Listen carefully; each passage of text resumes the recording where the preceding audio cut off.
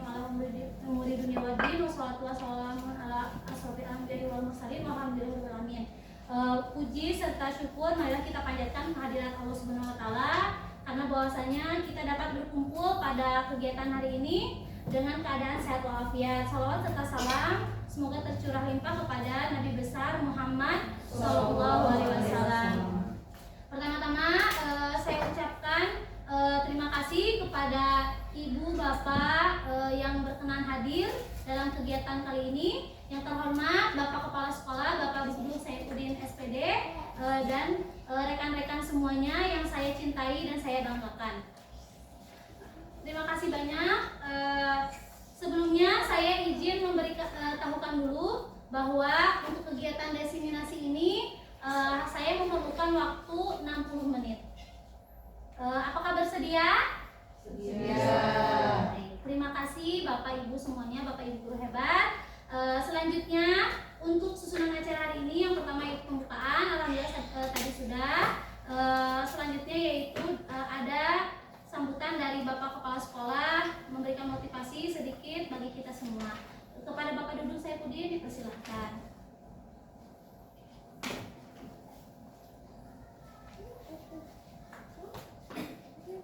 Assalamualaikum warahmatullahi wabarakatuh. Waalaikumsalam warahmatullahi wabarakatuh. Bapak Ibu yang kami hormati, hari ini teman kita akan mempresentasikan tentang diseminasi pemahaman dan penerapan budaya positif yang merupakan salah satu program dari CGP atau calon guru penggerak yang harus dilaluinya. Kemudian mudah-mudahan kegiatan ini menjadi motivasi untuk kita semua, terutama yang belum menjadi guru penggerak, sebagai sebagai motivasi atau dorongan bagi kita. Mari kita semua pacukan pendidikan ini dengan salah satu caranya adalah kita menambah ilmu, meningkatkan pemahaman, kemudian pengetahuan dan kompetensi kita melalui wadah yang telah disiapkan oleh pemerintah, yaitu guru penggerak. Nah, Bu Santi ini merupakan guru penggerak di Pangestuti yang kelima yang kelima. Yang sebentar lagi Bu Febri juga akan menyusul menjadi guru penggerak. Yang mudah-mudahan saya harap SD Pangestu semuanya guru-gurunya mengikuti program pemerintah ini agar pendidikan yang ada di SD Pangestu lebih baik, lebih meningkat sesuai dengan harapan yang kita inginkan. Nah, untuk selanjutnya kita simak apa yang dipaparkan oleh Ibu Santi ini. Mudah-mudahan ini bermanfaat untuk kita, menambah pengetahuan bagi kita semuanya. Hanya itu yang dapat saya sampaikan. Terima kasih. Assalamualaikum warahmatullahi wabarakatuh. Waalaikumsalam warahmatullahi wabarakatuh. Beri tepuk tangan untuk Bapak. Baik, terima kasih Pak Dudu atas motivasinya bagi kita semua. Semoga apa yang menjadi harapan Bapak bisa terwujud, menjadikan SD Negeri Pangestu menjadi lebih baik lagi. Amin. Ya Allah ya Rabbal Alamin. Baik, sesi selanjutnya yaitu kita langsung ke materi. Berikut ini saya akan mempresentasikan diseminasi pemahaman dan penerapan budaya positif. Adapun tujuan dari diseminasi ini adalah melalui upaya diseminasi ini diharapkan dapat mengurangi insiden perilaku negatif di sekolah, meningkatkan kesejahteraan siswa dan menciptakan fondasi yang kokoh atau kuat untuk pembelajaran yang menyenangkan dan efektif, sehingga terwujudnya lingkungan di mana setiap individu merasa diterima, didukung dan dihargai. Kemudian, sebelum kita lanjut ke materi, alangkah lebih baiknya kita membuat kesepakatan kelas terlebih dahulu. Baik, di sini contohnya boleh makan dan minum. Jadi kita sepakat boleh makan dan minum ketika kegiatan berlangsung? Boleh. Kemudian apalagi? Ada masukan? Boleh saling? Oh, boleh sambil bekerja boleh? Boleh. Ada lagi? Boleh apa lagi? Serius tapi santai. Oh, boleh. Serius tapi santai, setuju? Setuju. Baik. Lagi atau cukup? Cukup.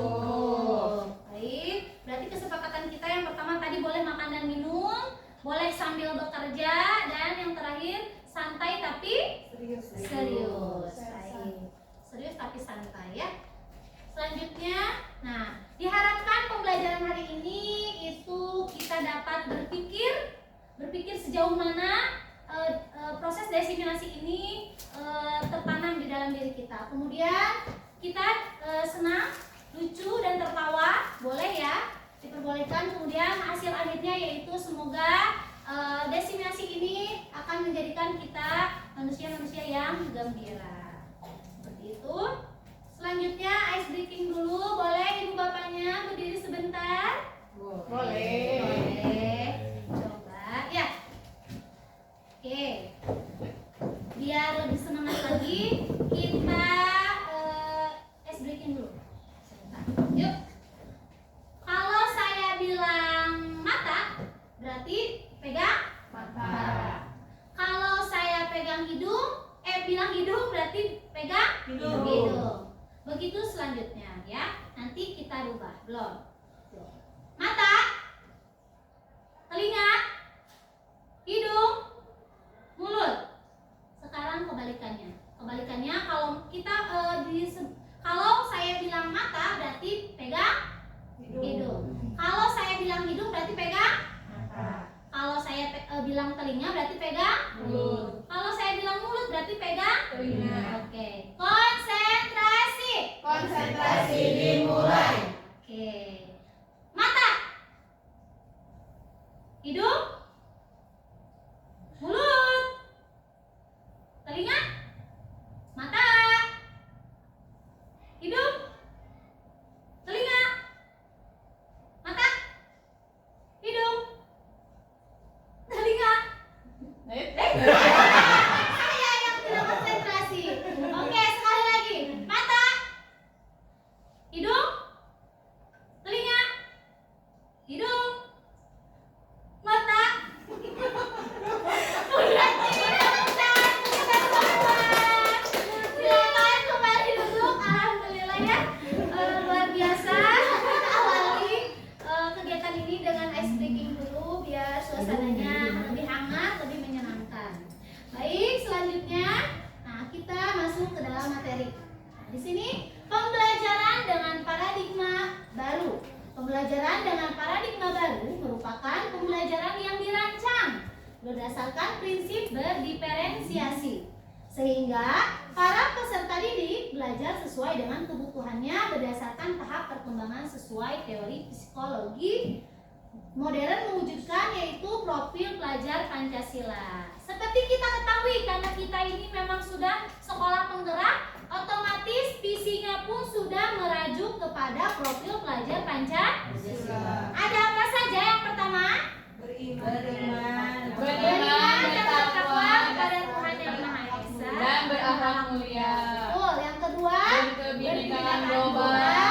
Yang ketiga, Bergotong bergotong royong. royong. Yang keempat, Kreatif. Yang kelima, Bernalar kritis. kritis. Dan yang keenam, Mandiri. Oke, baik. Nah, diharapkan peserta didik kita itu nantinya dapat memiliki profil diri yang profil pelajar Pancasila, seperti itu ya. Di sini sudah tertera ya, beriman dan bertakwa kepada Tuhan Yang Maha Esa, berarti termasuk anak-anak peserta didik kita itu bersikap yang baik, yang sopan, yang santun dan beradab. Kemudian berkebinekaan global, dia berpikiran secara luas. Kemudian bergotong royong, saling membantu satu sama lain. Kreatifnya memunculkan ide-ide baru, gagasan-gagasan baru. Kemudian bernalar kritis, dia mampu mencari tahu sejauh mana kesulitan-kesulitan atau materi-materi yang dia dapatkan. Kemudian mandiri, yang terakhir mandiri, itu bisa menjadi manusia yang mandiri. Berikutnya, nah di sini ada 3 materi yang akan saya sampaikan. Yang pertama yaitu teori motivasi, yang kedua 5 kebutuhan manusia, dan 5 posisi kontrol. Kemudian yang ketiga adalah keyakinan kelas dan segitiga restitusi.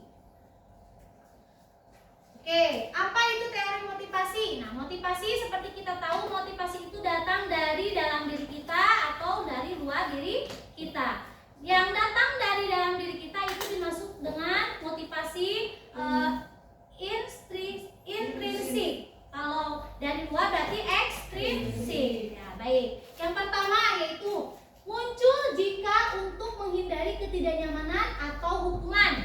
Nah, itu termasuk ke dalam ekstrinsik, berarti dari luar, pengaruh dari luar. Yang kedua yaitu muncul jika untuk mendapatkan imbalan atau penghargaan dari orang lain.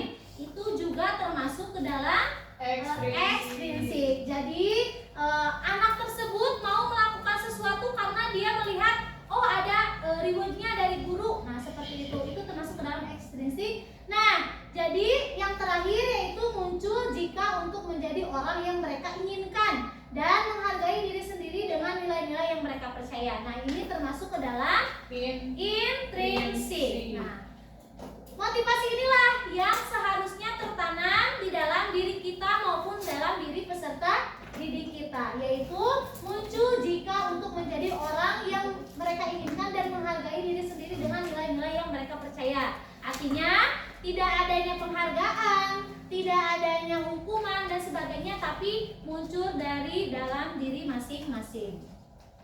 Baik, berikutnya, nah di sini ada 5 kebutuhan manusia. Nah, coba bisa dilihat. Yang pertama di sana ada kata-kata yang rumpang. Ada 5 kata yang rumpang. Coba kita review lagi bahwa kebutuhan manusia itu ada 5. Yang pertama kira-kira apa?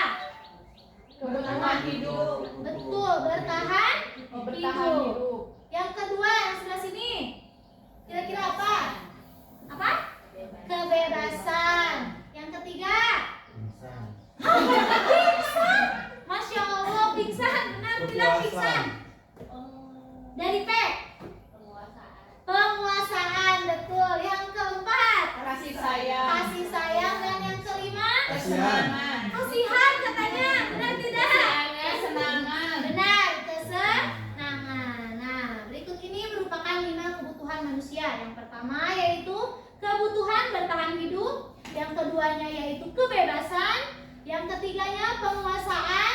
Dan yang keempatnya kasih sayang. Yang kelima yaitu kesenangan. Kebutuhan bertahan hidup seperti mereka butuh makan, ya, butuh minum dan sebagainya. Kemudian mereka juga butuh bermain, misalkan ya. Terus di sini kebebasan akan pilihan. Jadi dia ingin bebas, misalkan ketika belajar dia misalkan ada masalah tentang dia itu mengobrol di kelas. Nah, berarti dia ingin bebas. Dia butuh kebebasan. Kemudian penguasaan. Kebutuhan penguasaan ini yaitu kebutuhan pengakuan atas kemampuannya. Misalkan dia hebat di bidang matematika. Nah, dia ingin diberi kebutuhan pengakuan atas kemampuannya. Kemudian kasih sayang dan rasa diterima. Juga dia ingin merasa diterima oleh teman-temannya, oleh kita sebagai guru. Jangan sampai kita acuh tak acuh kepada peserta didik. Yang terakhir yaitu kesenangan. Mereka juga ingin kebutuhan untuk merasa senang. Ada yang positif, ada yang negatif pastinya ya. Kemudian di sini ada 5 posisi kontrol.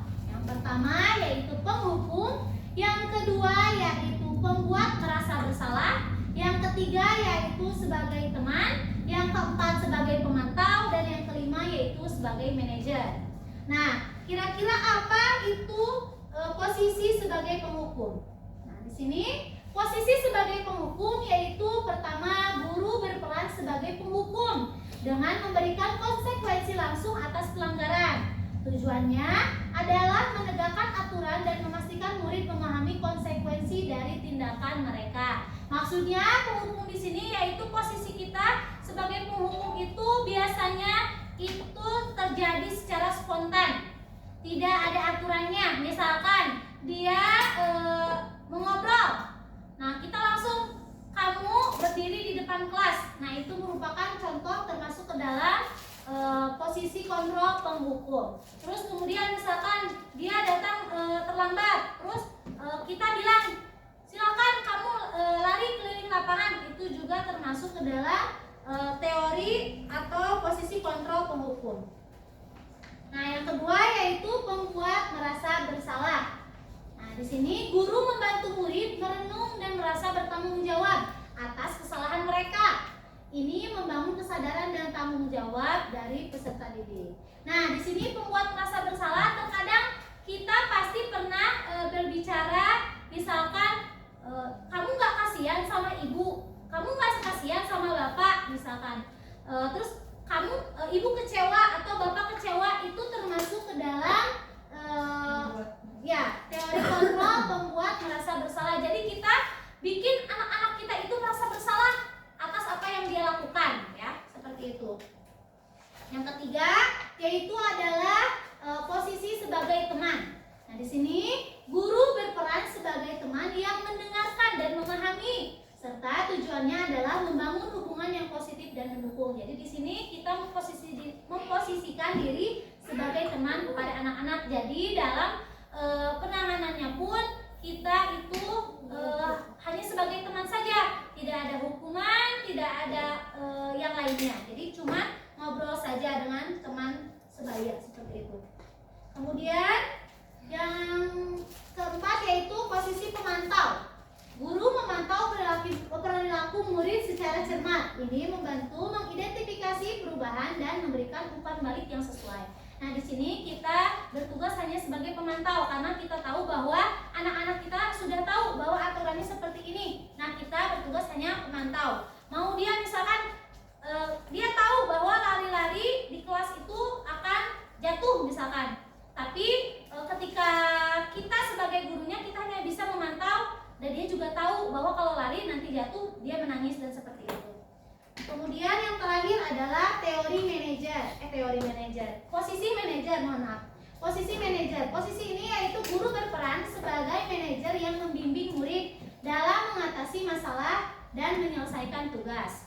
Maksudnya berarti guru di sini itu memperkuat pendekatan pemulihan dan pembelajaran.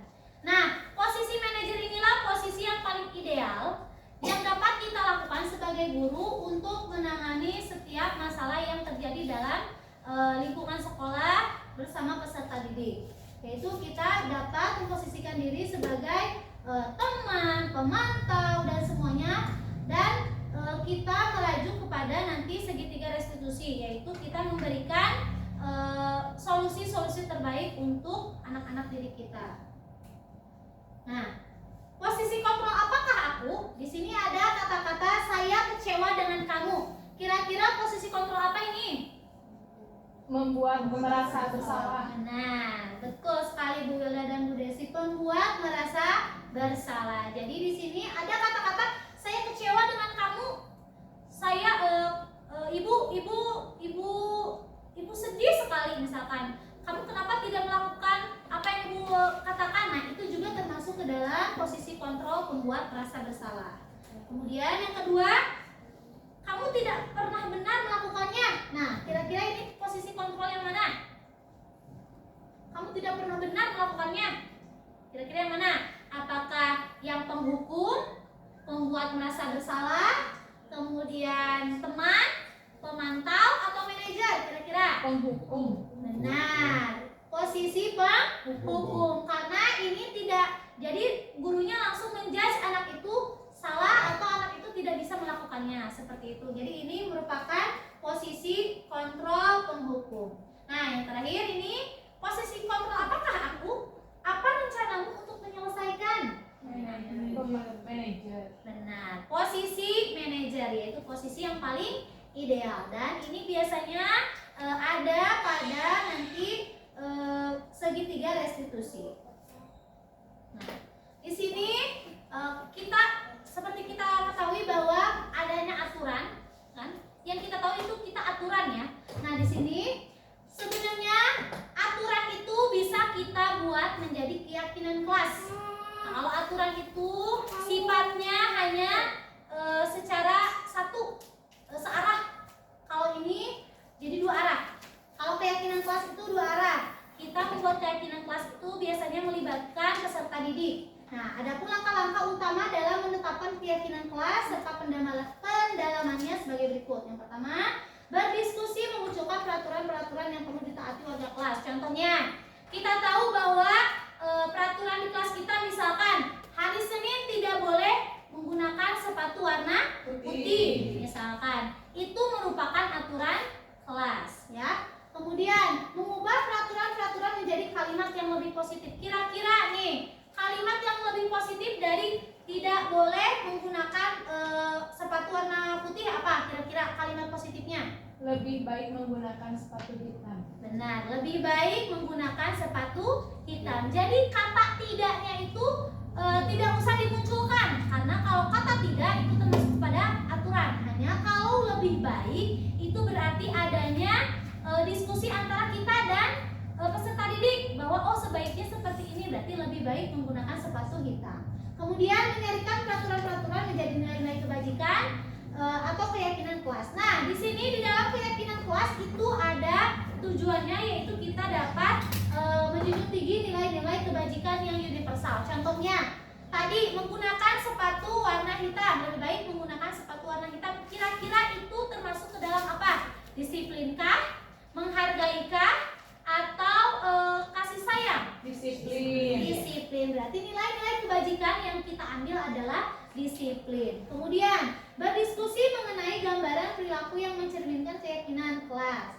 Seperti tadi, lebih baik menggunakan sepatu warna hitam. Berdiskusi mengenai peran seluruh warga kelas, berarti kita semua termasuk kepala sekolah, guru, peserta didik, orang tua, bahkan warga yang ada di lingkungan sekolah itu bisa berperan untuk adanya keyakinan kelas, komite dan sebagainya. Kemudian yang terakhir, meninjau ulang keyakinan kelas dari waktu ke waktu. Jadi masih bisa dipakai tidak nih keyakinan kita di kelas? Kalau misalkan tidak, berarti kita harus terus memperbaharuinya agar lebih baik lagi. Nah, kemudian di sini ada segitiga restitusi.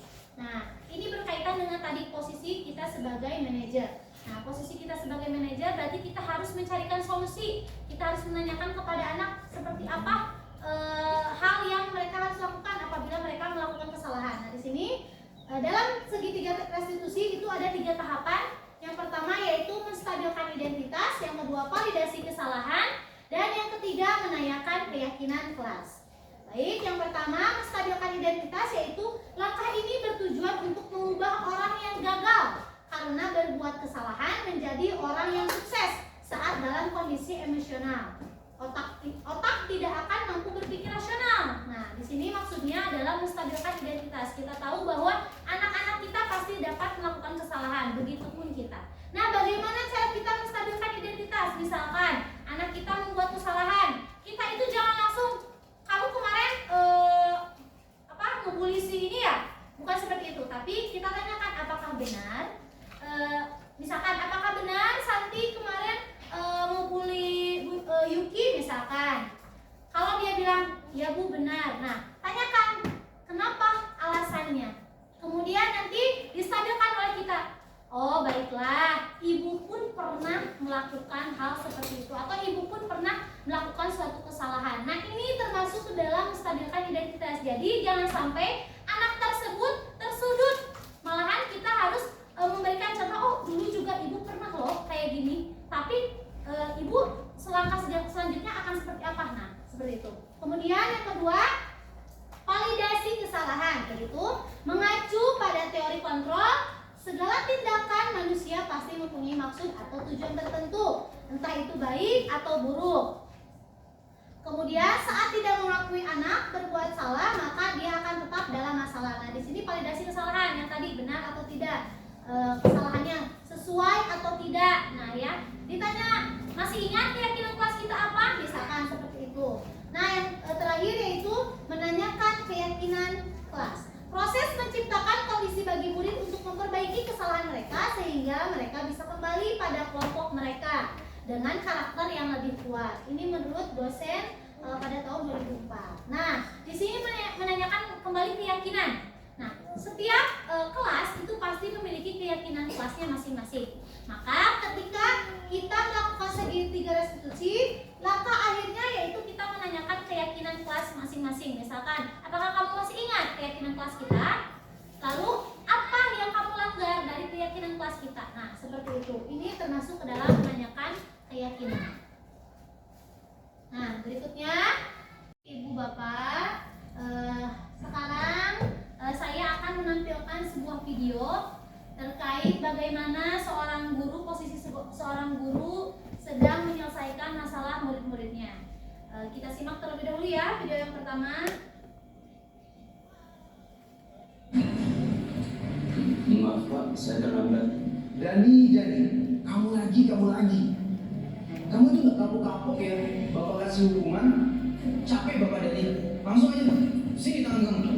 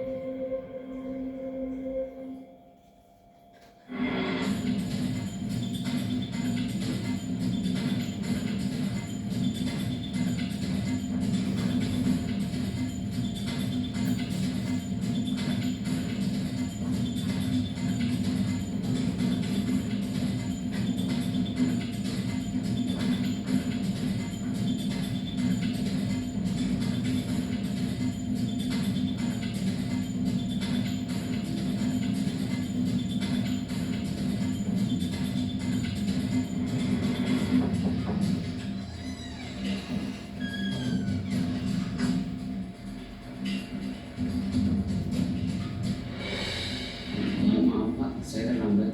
Dani, kamu tahu nggak sekarang ini jam berapa? Jam 1 siang, Pak. Dan kamu tahu kan jam Bapak itu mulainya jam berapa?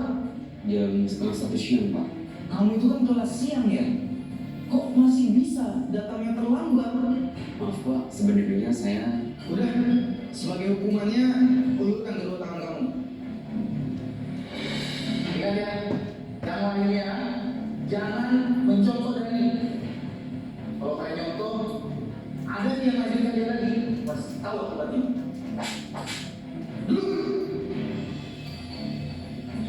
Oke, anak-anak sekalian, buka halaman 120. Silakan kalian baca dulu tuh bab 2. Bila ada yang ingin ditanyakan, langsung tanyakan kepada Bapak.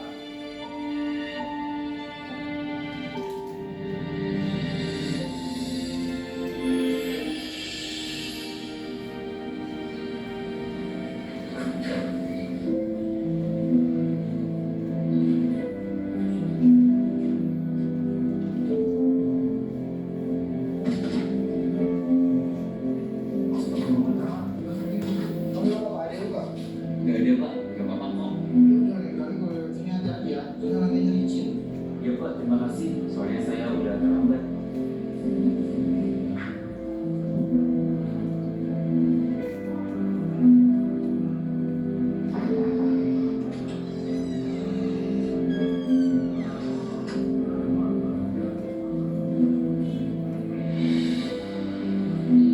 Maaf, Pak. Saya terlambat.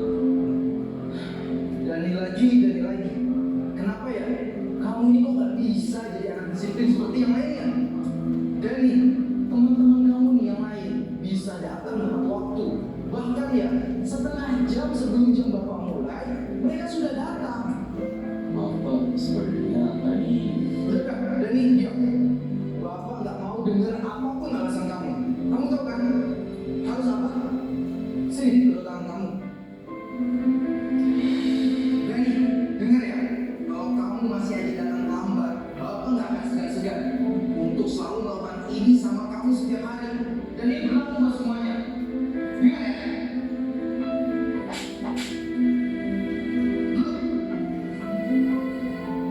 Nah, ya sudah, yang lain perhatikan kembali. Kita lanjutkan pelajaran yang sebelumnya.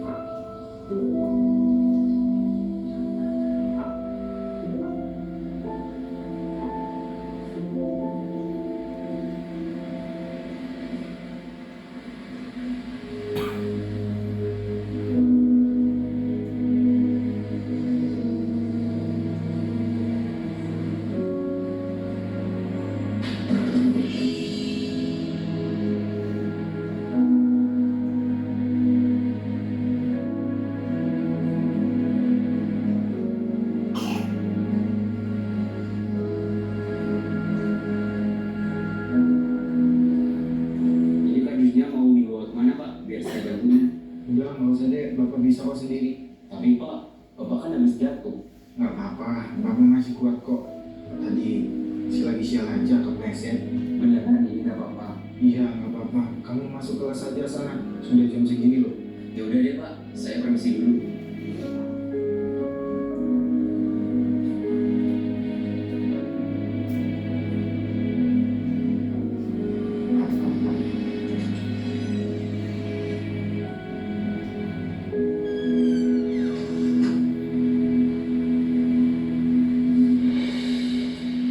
Maaf Pak, saya terlambat.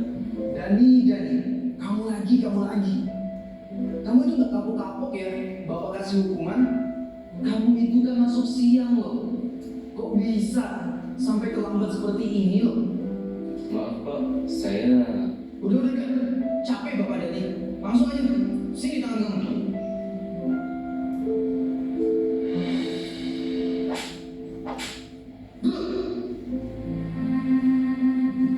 Ingat ya anak-anak, Bapak mau kalian semua tuh harus disiplin. Jangan mencontoh Dani. Datang ke sekolah seenaknya aja.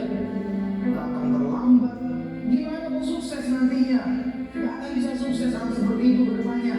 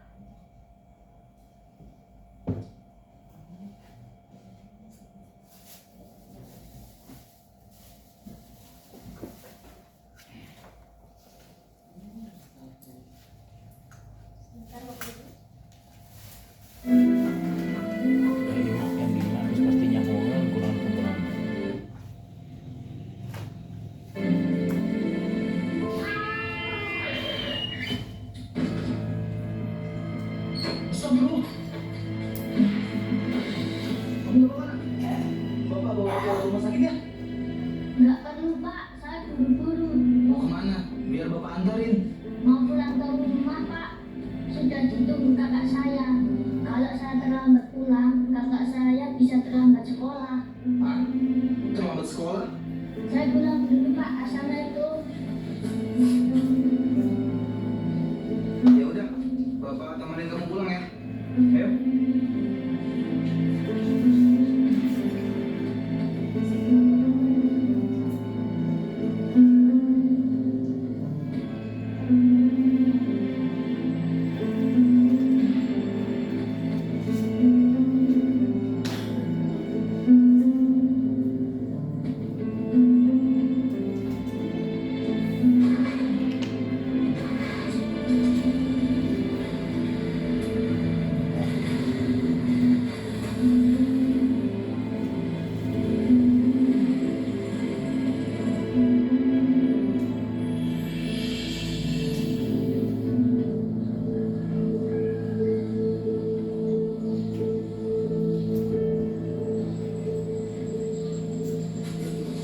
Pak, berhenti Pak.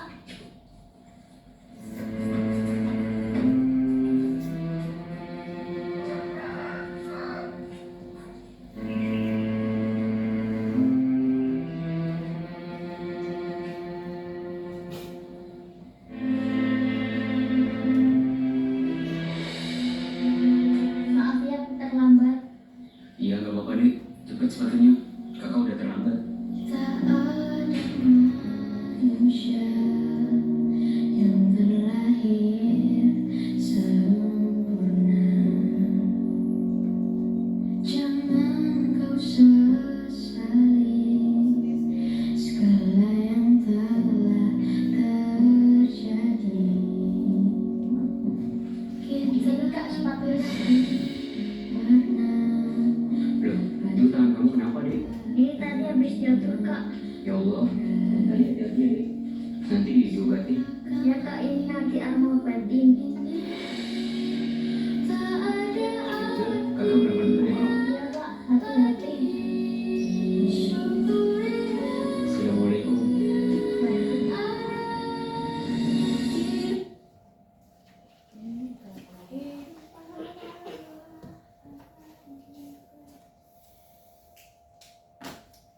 Baik.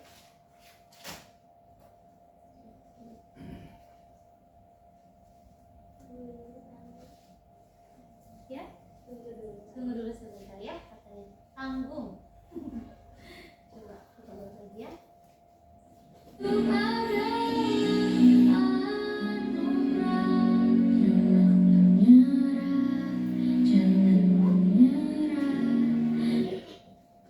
Sepertinya terkendala sinyal ya.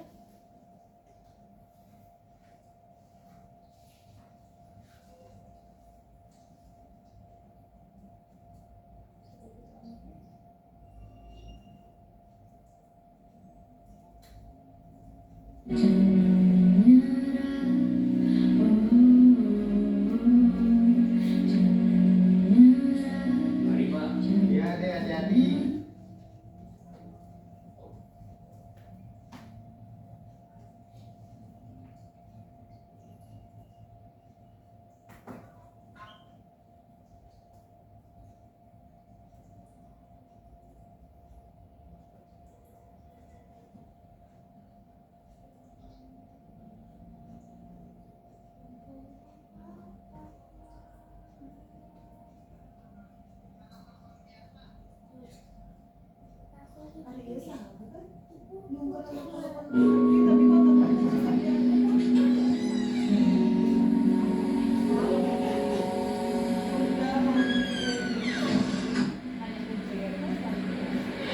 Maaf Pak, saya terlambat lagi Pak.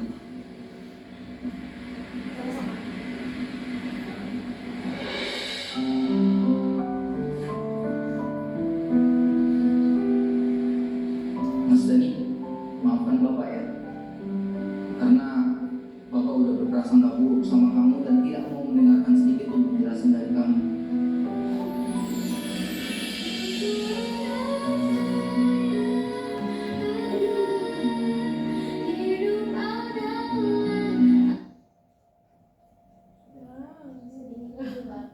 Baik, ini masalah. Baik. Kecil aja. Ya, kecil aja ya.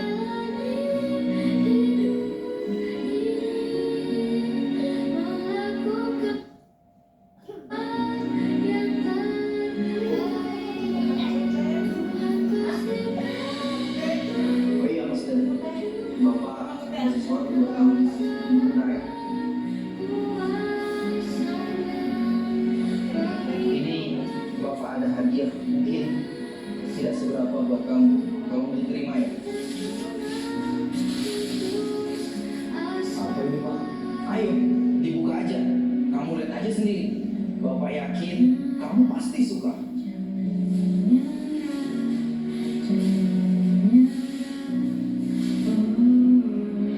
Wah, ini sepatu sekolah. Ini buat saya Pak. Iya, sepatu itu buat kamu. Biar kamu gak datang terlambat lagi ke sekolah. Alhamdulillah. Terima kasih ya Pak. Saya janji tidak akan terlambat sekolah lagi. Iya, Bapak juga ucapkan terima kasih.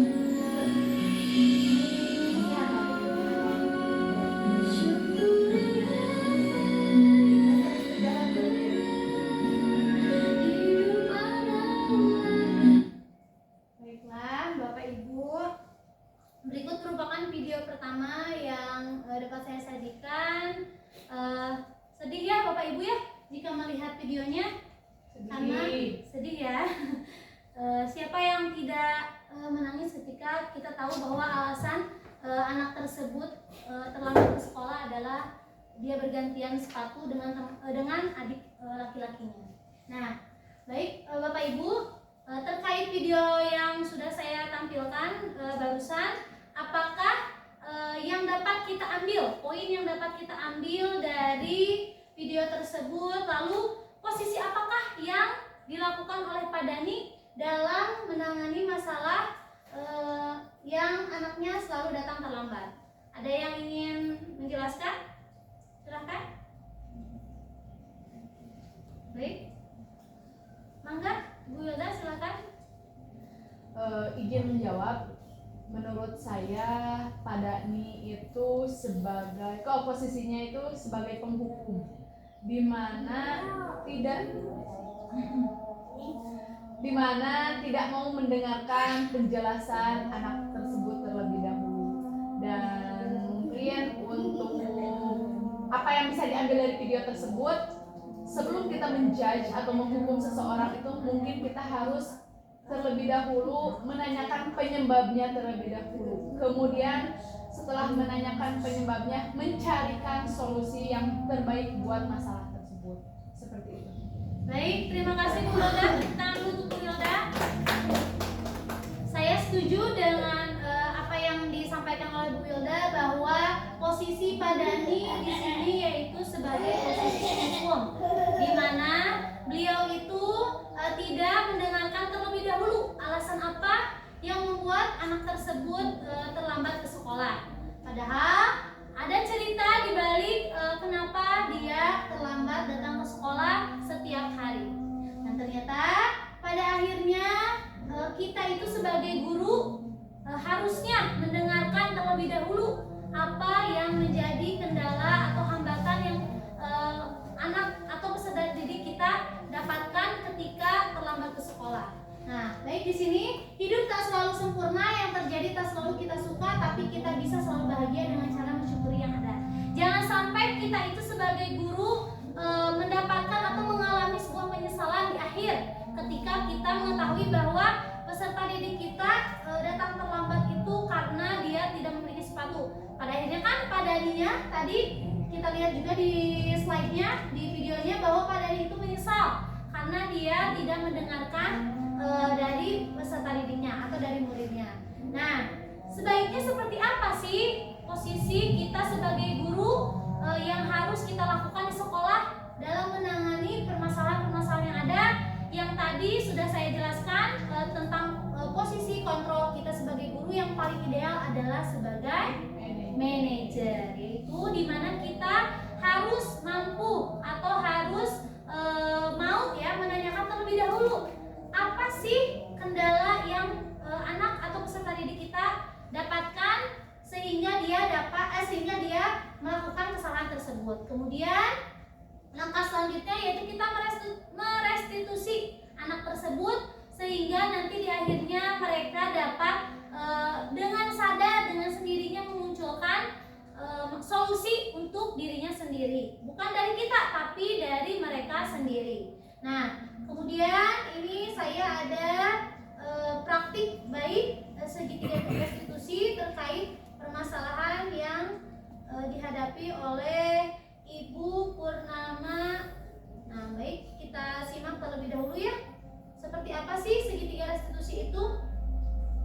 Nah, di sini ada salah satu contoh Ibu Purnama. Calon guru penggerak angkatan 3, dan kali ini saya aktif 7.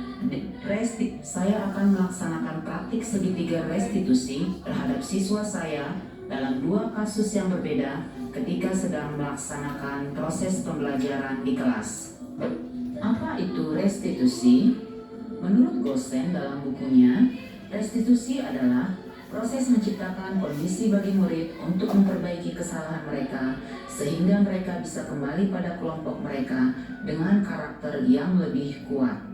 Segitiga restitusi dalam prosesnya meliputi 3 tahap, dan setiap tahapannya berdasarkan pada prinsip penting dari teori kontrol, yaitu tahap pertama, menstabilkan identitas. Teori kontrolnya yaitu kita semua akan melakukan hal terbaik yang bisa kita lakukan. Tahap kedua, validasi tindakan yang salah. Teori kontrolnya yaitu semua perilaku memiliki alasan. Tahap ketiga, menanyakan keyakinan. Teori kontrolnya yaitu kita semua memiliki motivasi internal. Saya akan mempraktikkan segitiga restitusi terhadap 2 kasus yang berbeda di kelas yang saya ampuh. Kasus pertama, ketika ada salah satu siswa yang berbohong atas hasil pekerjaan kelompoknya. Dia tidak ikut bekerja kelompok, akan tetapi mengatakan kalau dia ikut kerja kelompok. Kasus kedua, ketika ada salah satu siswi yang menyontek saat saya sedang memberikan ulangan harian di kelas. Dalam video berikut, saya akan mempraktikkan segitiga restitusi.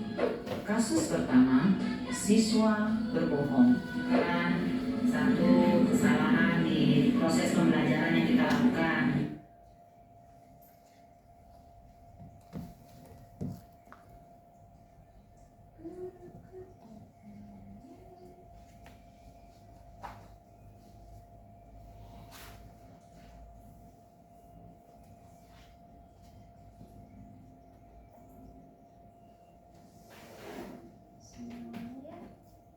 Kurang bersahabat. Baik, Bapak Ibu, dikarenakan sinyalnya kurang bersahabat, saya ingin berbagi praktik mungkin ya dari rekan-rekan kita di sini. Apabila ada yang pernah melakukan restitusi di kelasnya, boleh diminta untuk ke depan ada teman-teman yang lain. Dikarenakan kalau ini terkendala jaringan ya, kita matikan saja ya. Sekarang kita coba berbagi praktik langsung saja. Ada yang ingin berbagi praktik ke depan? Bu Yuki? Mangga, silakan Bu Yuki. Mungkin sedikit bercerita, di kelas kemarin ada satu kasus gitu ya, ada siswa yang lama tidak bersekolah karena ada masalah keluarga, sehingga saya harus melakukan segitiga restitusi kepada anak tersebut. Dan setelah saya panggil anak tersebut, saya ajak diskusi, ajak tanya jawab melalui tahapan-tahapan yang ada di segitiga restitusi itu. Ternyata alhamdulillahnya dari proses segitiga restitusi ini sudah berjalan dengan baik, sehingga Ananda tersebut pun sekarang sudah bersekolah seperti biasa dan tidak bolos lagi, serta sudah semangat lagi sekolah gitu ya, tidak seperti kemarin saat sebelum dilaksanakannya segitiga restitusi. Sehingga ternyata manfaat dari segitiga restitusi itu selain sebelumnya kalau kita belum mengenal segitiga restitusi, kita pasti langsung menghukum anak, menjudge anak kayak gitu. Tapi kan sebetulnya itu tidak baik. Jadi ada hal lain yang dapat kita lakukan dalam hal menangani kasus-kasus anak gitu. Jadi setelah dilakukannya segitiga restitusi kepada anak tersebut juga menjadi ada perubahannya juga terlihat maksimal sekali gitu ya, beda seperti sebelumnya yang tadinya nggak suka sekolah, sekarang mah sudah full rajin ke sekolah. Alhamdulillah, berarti Bu Yuki sudah melakukan segitiga restitusi yang tadi kita bahas secara sama-sama ya. Dan alhamdulillah hasilnya baik Bu, positif dan sudah terbukti di kelas itu relevan dan nyata juga. Baik, terima kasih untuk Bu Yuki atas cerita baiknya, tepuk tangan untuk Bu Yuki. Kemudian ada lagi yang ingin praktik baik? Bu Desi, silakan. Ingin ya? Baik Bu Santi. Assalamualaikum warahmatullahi wabarakatuh. Waalaikumsalam warahmatullahi wabarakatuh. Saya pernah punya pengalaman waktu itu sama seperti Bu Santi, mempraktikkan segitiga restitusi di kelas. Waktu itu kasusnya ada pertengkaran antara murid saya yang perempuan Keke dengan murid saya yang laki-laki dan Alif. Mereka bertengkar dan akhirnya terjadi pertengkaran fisik gitu. Hantam ya? Ya, hantam seperti itu. Kemudian dari sana saya panggil satu orang saya panggil, mulai dari Keke dulu. Pertama saya tanyakan dulu masalahnya kenapa kok bisa sampai bertengkar sama teman satu kelas. Ternyata Keke tidak terima karena waktu itu bajunya dicoret-coret sama Alif tersebut sama temannya. Kemudian Keke membalasnya dengan kekerasan, dipukul. Nah ternyata Alif tidak terima, dia dipukul sama Keke, dia balik memukul, terjadilah pergumulan seperti itu. Nah dari sana saya bertanya kepada Keke untuk menstabilkan identitasnya. Menurut kamu perbuatan kamu itu baik atau tidak? Jadi saya mencoba menggali, tidak memberikan solusi, tapi saya menggali kesadaran dari KKI tersebut. Dia bilang, tidak Bu, tidak baik, harusnya kamu bagaimana? Ya harusnya KKI bilang ke ibu atau jangan membalasnya, harusnya sabar atau gitu. Lalu kalau sudah begini mau bagaimana? Mau diulangi lagi? Tidak. Mau minta maaf tidak? Ya mau minta maaf. Nah sudah saya bicara dengan KKI, saya memanggil Alif. Ternyata kasusnya memang sama, pengakuan dari KKI dan pengakuan dari Alif itu sama. Nah dengan menggunakan segitiga restitusi, mungkin secara tidak langsung kita menimbulkan kesadaran intrinsik dalam kedua siswa tersebut. Tanpa kita menasehatinya, tanpa kita mengguruinya, mereka sudah sadar sendiri kesalahan mereka, kemudian harusnya bagaimana, dan akhirnya mereka saling meminta maaf, kemudian akur lagi dan bermain lagi seperti biasa. Seperti itu Bu Santi kalau pengalaman saya. Baik, terima kasih Bu Desi atas pengalamannya luar biasa. Tepuk tangan untuk Bu Desi. Baik, Bapak Ibu, alhamdulillah ya. Ternyata tanpa kita sadari kita sudah atau pernah melakukan segitiga restitusi, hanya mungkin kita tidak tahu bahwa itu kita sedang melakukan restitusi seperti itu. Nah, apa hal yang baik yang dapat kita dapatkan dari segitiga restitusi seperti tadi yang dikatakan oleh Bu Yuki dan Bu Desi, ternyata muncul dari dalam diri mereka masing-masing. Jadi kita tidak harus memunculkan solusi, akan tetapi mereka yang mencari solusi masing-masing seperti itu. Nah, kemudian sesi selanjutnya terkait diseminasi ini, apakah ada yang ingin ditanyakan? Kita akan ke sesi tanya jawab. Baik, ada yang ingin bertanya? Mangga, Bu Yoda, silakan. Saya terus ya, tidak apa-apa. Alhamdulillah, nanti Bapak boleh ya. Kalau lihat dari cerita-cerita rekan-rekan yang lain, saya mau bertanya ke Bu Santi, dari segitiga restitusi itu apakah secara langsung Bu Santi juga pernah merasakan, atau apakah pernah melaksanakan yang lain gitu untuk di kelas Bu Santi? Kan sekarang Bu Santi posisinya baru ya di sekolah ini, apakah sudah pernah kejadian atau misalnya belum, atau misalnya Bu Santi pernah melakukan restitusi tersebut? Baik, terima kasih Bu Wilda atas pertanyaannya ya. Izin menjawab secara langsung ya terkait pertanyaan yang dari Bu Wilda sampaikan, bahwa apakah saya pernah melakukan segitiga restitusi, terus apa saja yang pernah saya lakukan, apakah ada yang lain selain segitiga restitusi? Nah, mungkin pertama, sebelum saya melakukan segitiga restitusi, sebelum saya tahu terkait segitiga restitusi, saya pernah melakukan posisi sebagai teman kepada anak didik saya, pada peserta didik saya di kelas, terutama di kelas saya, yaitu saya posisikan diri saya sebagai teman. Ketika ada permasalahan, saya hanya menanyakan kepada mereka apa yang mereka lakukan, terus apakah itu salah dan tidak, tapi tanpa mencarikan solusinya, tanpa terus menggali anak-anak untuk mencarikan solusi terbaiknya masing-masing, seperti itu. Jadi posisi saya hanya sebagai teman, berdiskusi, terus menanyakan hal-hal yang sifatnya tidak tidak menekan mereka, akan tetapi kenapa sih nak gitu. Selayaknya kita menanyakan sesuatu kepada teman kita saja, seperti itu. Hanya ketika saya melakukan kegiatan pendidikan di guru penggerak ini, alhamdulillah saya mendapatkan ilmu baru terkait segitiga restitusi. Nah, maka waktu pas ada permasalahan di kelas saya terkait ada beberapa siswa, yaitu waktu itu pernah ada siswa yang sering tidak masuk sekolah. Ketika itu saya juga melakukan segitiga restitusi. Saya memanggil anaknya, saya menanyakan, saya menstabilkan identitas, memvalidasi tindakannya, kemudian juga yang terakhir juga menanyakan keyakinannya gitu. Sehingga pada akhirnya dia juga dapat memberikan solusinya sendiri gitu. Oh, ternyata saya harus terus masuk sekolah, ternyata apa yang saya lakukan itu salah dan sebagainya. Kemudian ada juga kasus waktu itu anak yang membuli temannya. Jadi dia merasa dia itu paling berkuasa di kelas.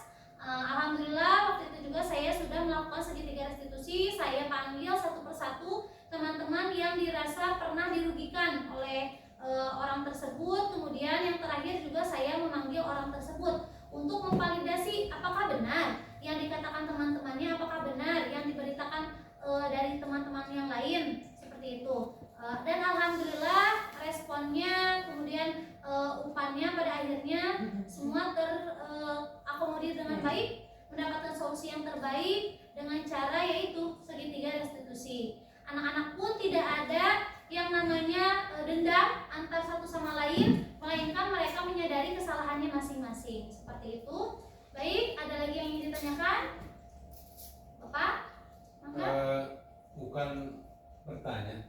Ya, baik. Tapi ini kaitan dengan segitiga restitusi ini saya alami sendiri ketika saya sekolah. Baik, Pak. Karena saya dilahirkan dengan keluarga yang kata orang lain itu orang miskin.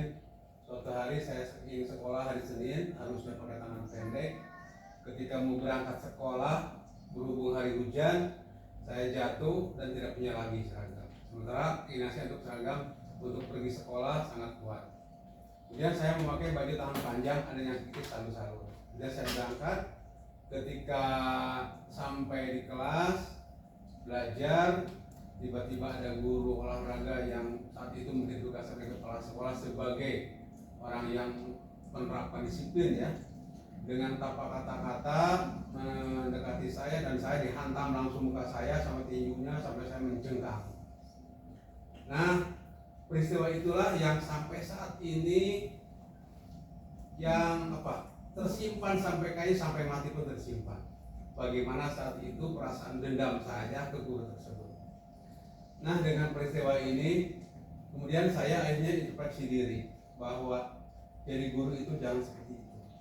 Sebab pendidikan yang dilaksanakan yang seperti itu tanpa kata-kata, tanpa bicara dan tindakan kekerasan, tidak diberi kesempatan untuk menjelaskan, langsung dihantam, dihukum dengan hukuman fisik, itu akan sangat berbekas mendalam sekali kepada siswa. Sampai mungkin siswa itu sampai tua. Bahkan saya sempat kadang-kadang mencari guru tersebut dan kebetulan sudah meninggal. Intinya saya meminta maaf, kemudian Bapak kenapa sampai begitu dulu? Kalau istilahnya namun etamurenan, kalau bersendama lah sudah tidak ada artinya ya. Iya. Tapi saya doakan mudah-mudahan guru saya tersebut diterima oleh Allah iman Islamnya yang ini juga dosa. Nah, jadi kesan dari pembelajaran restitusi ini suatu pembelajaran yang luar biasa, segitiga restitusi ini, yang mudah-mudahan kasus-kasus yang seperti yang pernah saya alami tidak terjadi lagi di akan datang. Nah, sebab kenapa? Itu efeknya sangat luar biasa. Ya, pertama harga diri siswa akan turun, kemudian tidak semangat untuk belajar, kemudian ada rasa dendam dan tidak suka terhadap guru tersebut. Nah, itu akan menimbulkan kebencian yang mendalam dan akan seumur hidup seperti itu.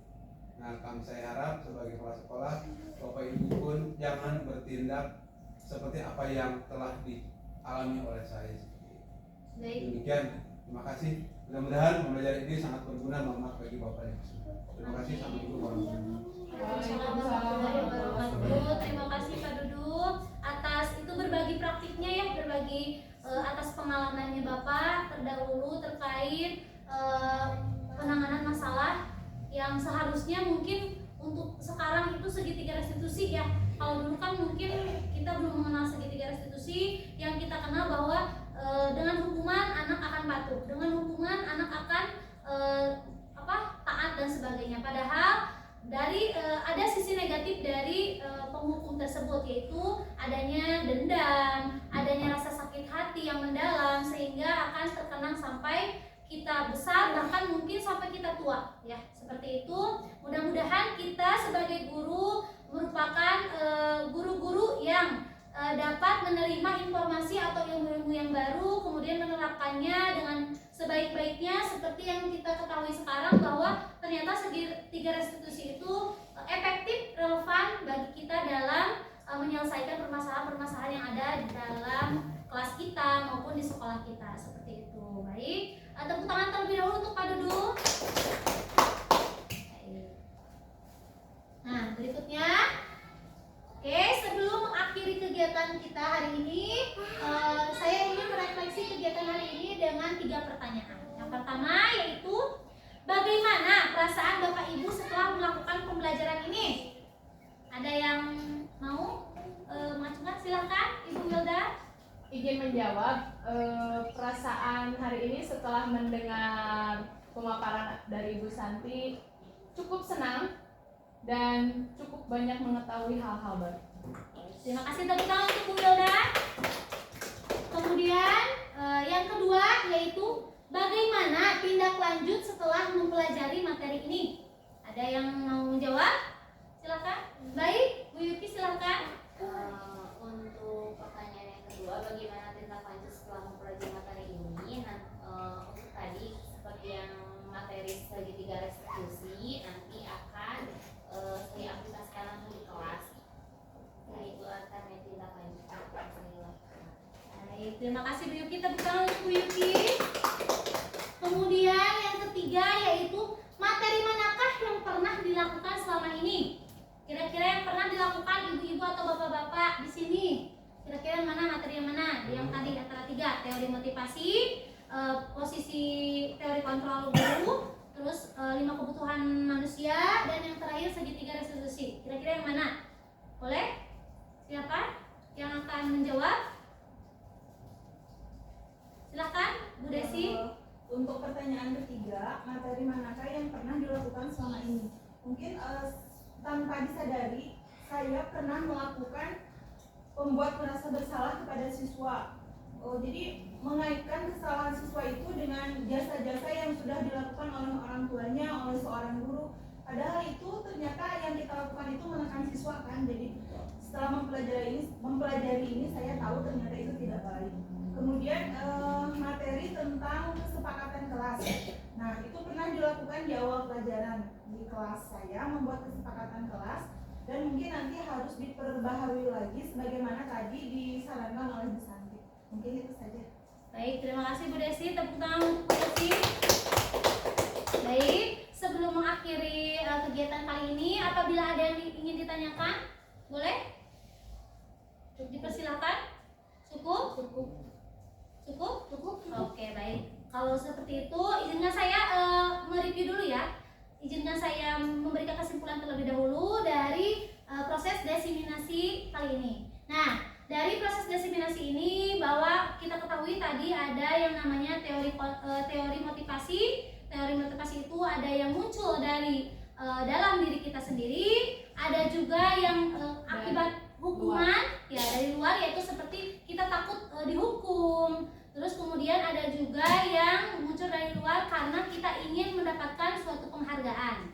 Nah, kemudian ada 5 kebutuhan manusia. Yang pertama yaitu tadi adalah kebutuhan bertahan hidup, kesenangan, penguasaan, kasih sayang, dan yang terakhir adalah kebebasan. Kemudian yang teori kontrol guru itu ada 5. Yang pertama adalah penghukum, kemudian pembuat merasa bersalah, terus teman, kemudian pemantau, dan yang terakhir yang paling ideal adalah posisi sebagai manajer. Dan yang terakhir yaitu segitiga restitusi. Di dalam segitiga restitusi ada 3 yang harus kita lakukan, 3 tahapan. Yang pertama adalah menstabilkan identitas. Yang kedua adalah validasi identitas. Ya, kesalahan ya, validasi kesalahan. Yang ketiga adalah menanyakan keyakinan. Baik, terima kasih atas waktunya. Semoga apa yang saya sampaikan dapat bermanfaat bagi kita semua, bagi saya khususnya, dan juga bagi ibu bapak semuanya. Mohon maaf apabila banyak kesalahan. Sekian, wabillahi taufiq wal hidayah. Wassalamualaikum warahmatullahi wabarakatuh. Waalaikumsalam warahmatullahi wabarakatuh.